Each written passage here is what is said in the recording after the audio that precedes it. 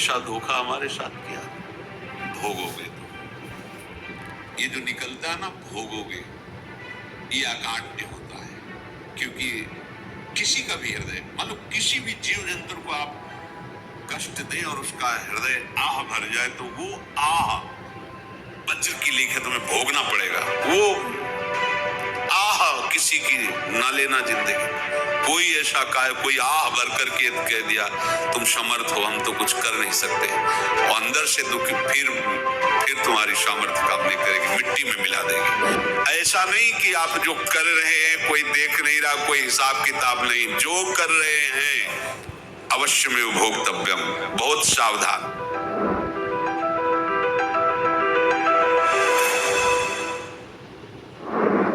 जीव स्वयं नित्य निरंतर कर्मों के जाल को रच रहा है और अपने आप को बांध रहा है। आपको मुक्त होना है, बंधना नहीं है।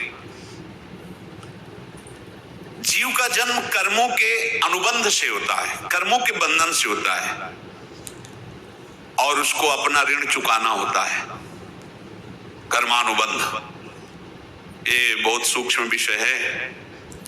जैसे आप जिस परिवार में जन्म लिए हैं, तो उस परिवार के लोगों से आपका ऋण है, इसलिए उसी परिवार में आप आए हैं। और ऋणानुबंध उसको बिना चुकाए या बिना वसूल किए आप वहां से जाएंगे नहीं।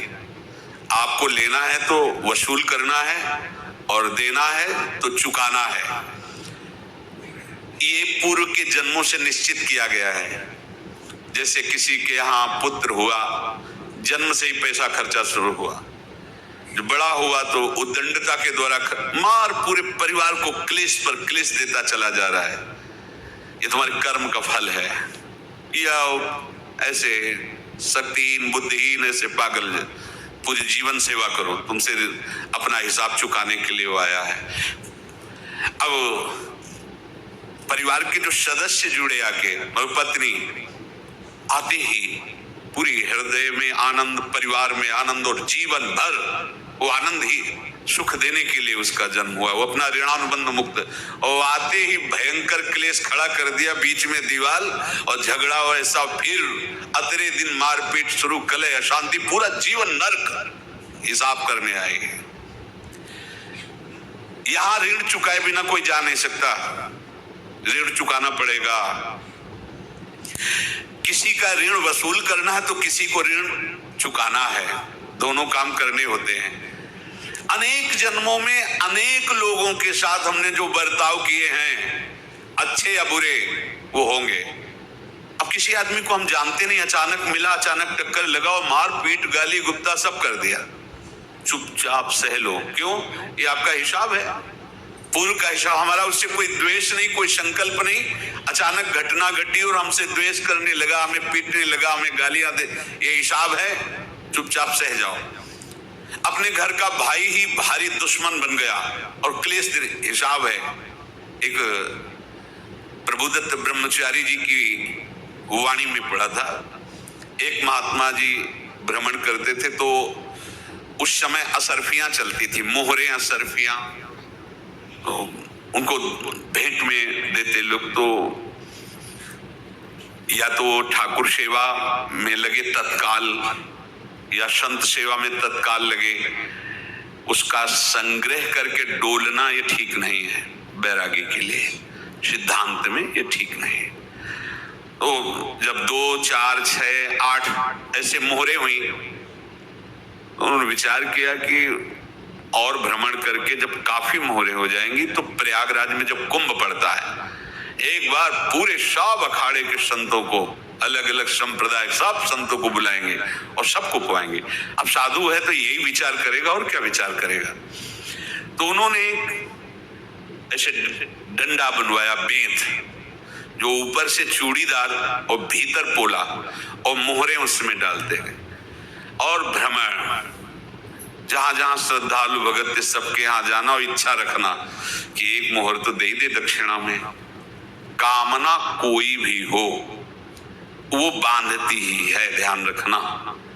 इसीलिए प्रभु जो चाहे वो करे, अपनी चाह नहीं रखनी चाहिए, अपनी चाह प्रभु की चाह में मिला देनी चाहिए।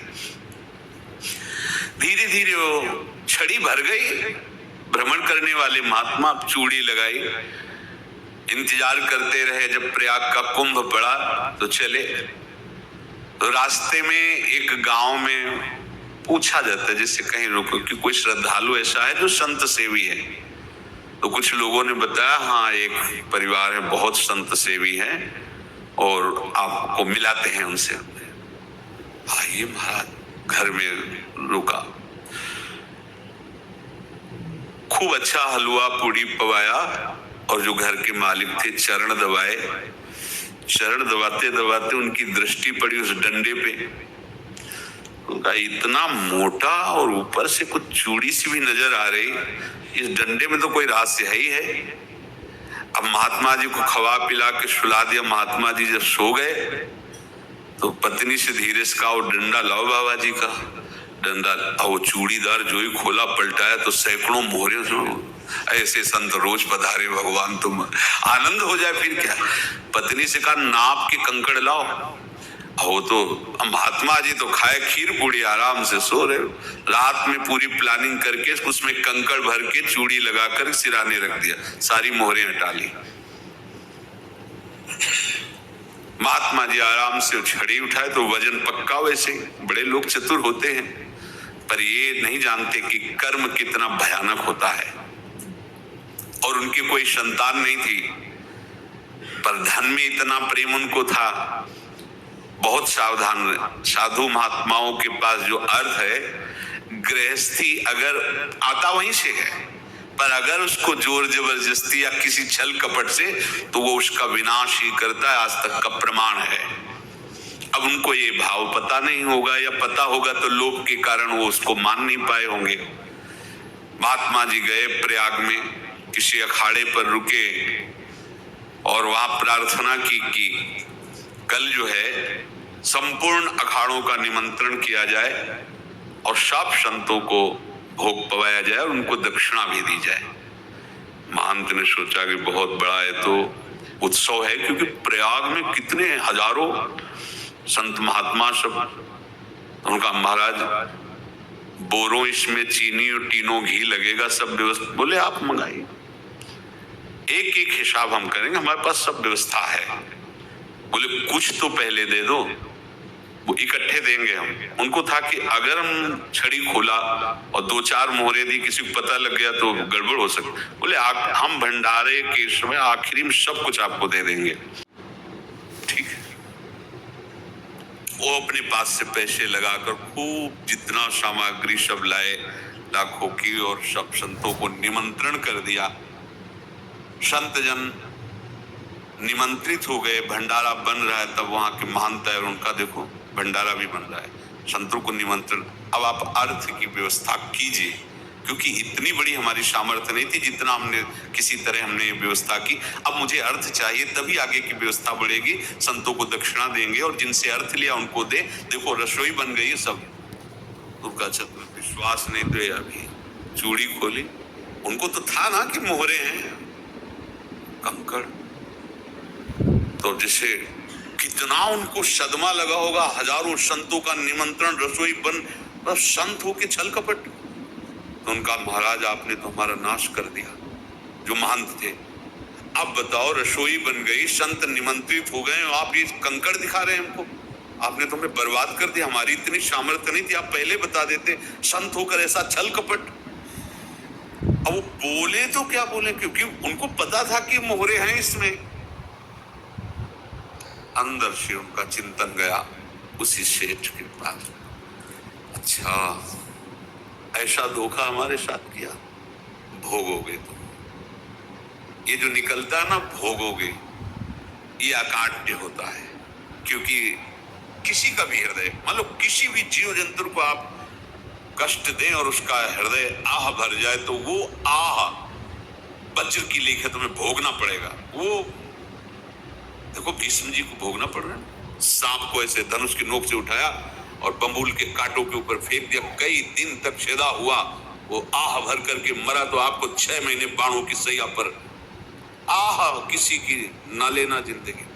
कोई ऐसा कोई आह भर करके कह दिया तुम समर्थ हो, हम तो कुछ कर नहीं सकते, और अंदर से दुखी, फिर तुम्हारी सामर्थ्य काम नहीं करेगी, मिट्टी में मिला देगी।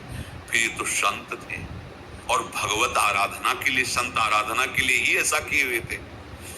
अब इनका कैसे मुंह दिखाएं? अब क्या करें? सुबह संत जन आएंगे, सबके बीच में हमारी कि देखो इन्होंने, अब क्या करें? गए और संगम में जाके छलांग लगाई, अपने प्राण त्याग दिए। अब उनके तो पास मोहरे थी और व्यापार बढ़ा, और 9-10 महीने बाद ही लड़का हुआ। अब तो उनको कि संत फलीभूत हो गया। देखो व्यापार चल रहा, लड़का नहीं होता था, लड़का भी हो गया, बड़ा आनंद छा रहा है। जब से वो प्रकट हुए और धन की वृद्धि शुरू हो गई, पढ़ाई लिखाई में उनके खर्चा हुआ सब, बस बीमारी शुरू हो गई उनके शरीर में, अब उसमें पैसा जाना शुरू हुआ।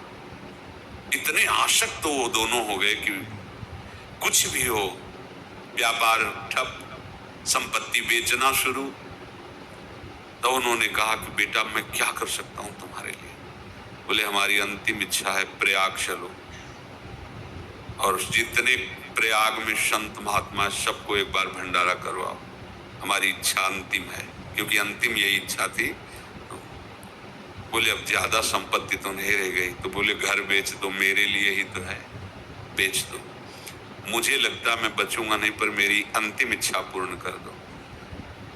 घर बेच दिया, जेवर बेच दी। वहां गए, जब संत सेवा की तो बोले मुझे संगम तक ले चलो। संगम तक ले गए और बोले समझे तुम चुराए थे और हमने उसको छीना है, कुछ नहीं रह गया तेरे पास कुछ, अब केवल ममता और आसक्ति में जल कर मर और नरक प्राप्त कर। मैं वही महात्मा हूं जिसकी तूने मोहरे ली थी, शरीर छोड़ दिया।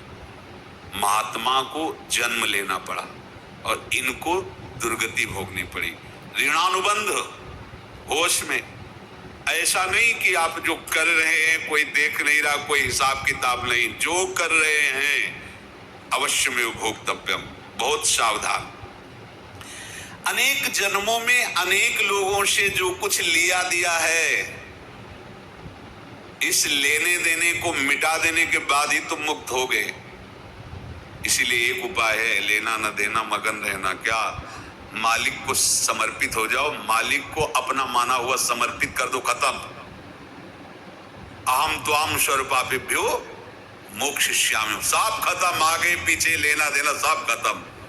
एकादश स्कंद में भगवान श्री कृष्ण चंद्र जी ने कहा जो मेरे चरणों का आश्रय लेकर भक्त मेरा भक्ति करता है, उसके पितृ ऋण, मातृ ऋण, देव ऋण, ऋषि ऋण, सब ऋणों से मैं मुक्त कर देता हूं। बस यही एक उपाय है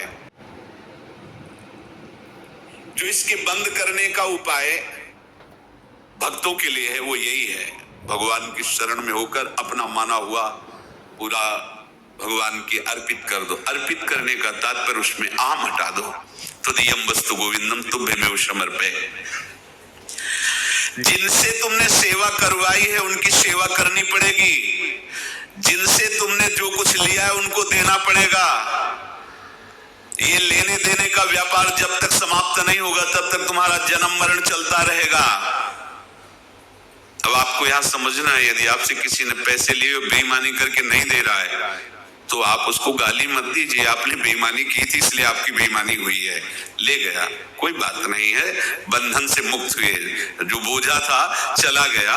उसको ऐसा ना देखे कि ये बेईमान हमारे रुपए मार लिए, अब जो कुछ होगा देखेंगे।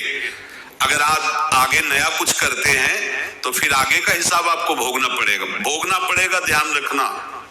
ऐसा नहीं है कि आपको भोगना नहीं पड़ेगा। एक ही उपाय है कि अब जो शरीर धारण किए इसी में जो भोग ले, आगे ना होना चाहिए। तो क्या करे? सर्वतो भावेन भगवान की शरण ले ले। ये तो सर्वाणि कर्माणि मयि सन्न्यस्य मत्पराः अनन्येनैव योगेन माम ध्यायन्तु उपासते तेषाम् अहं समुद्धर्ता मृत्यु संसार से। ये बड़ा कठिन है पार होना, कोई छोटी मोटी बात है। एक महात्मा बाल्यावस्था से भजन करते थे, शालिग्राम भगवान पास रखते थे और उन्हीं की आराधना करके बस पाठ, नाम, जप और भ्रमण करते थे। यौवन अवस्था थी, गंगा जी के किनारे अपने ठाकुर को विराजमान करके स्नान करने के लिए कपड़ा ही उतार रहे थे कि 90 लोग आ गए, भाला तलवार सब ले, मारो मारो इसको मारो, घेर लिया। तो उन्होंने हाथ जोड़कर कहा हमने क्या अपराध किया, कोई सुन ही नहीं रहा। तो उन्होंने कहा मार तो डालोगे ही आप 90 लोग, हम कोई अस्त्र शस्त्र तो लिए नहीं, एक बार हमें गंगा में डुबकी लगा देने दो और अपने ठाकुर को स्नान करा देने दो, फिर इसके बाद आप मार देना। भगवत इच्छा से वो लोग रुक गए, स्नान किया और अंदर से प्रार्थना की, प्रभु ये क्या लीला है आपकी, आपके सिवा मेरा कोई है नहीं और ये मुझे मारना चाहते हैं। तो भगवान ने जानते हो क्या कहा उनके अंतर में, तुम मेरे में ध्यानस्थ हो करके शरीर को छोड़ो, ये लोग मारेंगे, ये मेरे भजन का फल है कि तुम्हें 90 जन्म नहीं लेना पड़ेगा, एक ही जन्म में 90 मिलके, तुमने 90 हिंसा की थी पूर्व में, तो तुम्हें 90 बार जन्म लेना होता और एक एक करके मारते। ये मेरे भजन का प्रताप है कि एक बार में ही 90 का हिसाब हो जाएगा। तुम आंख मूंदो, मेरे ध्यान में मगन रहो, मेरे प्रताप से तुम्हें कोई चोट नहीं होगी और स्वाभाविक मूर्छा अवस्था में प्राण तुम्हारे छूट जाए। ऐसा ही हुआ, ऐसा हुआ। तो ये बात समझ लो कि ये जो कर्मानुबंध है, ऋणानुबंध है। अब देखो, अगर शाप महात्माओं ने दिया कि तुम्हारे वंश का इससे विनाश होगा, तो भगवान भी परम धाम जा रहे तो उसी कील से, बाण की नोक में जो मछली लील गई थी, छोटा कण, उसी से की नोक बनाई और उसी नोक को प्रहार किया, भगवान के श्री चरण में वही बाण की नोक लगी और भगवान ने स्वीकार किया ना। भगवान का बड़ा लीला विचित्र है। अगर छुप करके उधर रामावतार में बात, तो इधर ऐसे स्वीकार किया भगवान ने। ऐसा कहीं नहीं दिखाया कि मैं भगवान हूं तो मैं अपने लिए, ऐसा नहीं दिखाया। नारद जी का हित किया पर नारद जी ने श्राप दिया तो भगवान ने स्वीकार किया। बंदरों ने ही सहायता की, जैसा बोले थे वैसा। ये लीला इस शरीर में भोगनी पड़ेगी, हाँ ज्यादा को कम में भुगता देंगे, पर अब अगला शरीर ना मिले इसके लिए सर्वतोभावेन भगवान के आश्रित हो जाए। जैसे आपने दुकान फैला रखी है तो उसमें दो काम होते हैं, लेना और देना। किसी को उधार दिया है तो हमें उसे लेना है, और कोई नगद देकर सामान ले रहा है तो उसे सामान देना है, या उधार लिया है तो हमें उधार देना है। अब अगर दुकान बंद करनी है तो तुम्हें देने वालों पर जोर देना है, लेने वालों पर जोर नहीं। लेने वाला तो जवाब क्षमा किया, समर्पित किया, हमारा कोई सम्मान खत्म हो जाए, वो खुशी हो जाएगा। लेकिन देने वाला, तुम अगर दुकान भी उठा दोगे तो जहां भी रहोगे तुम्हारे पास वो आएगा, लाइए हमारा।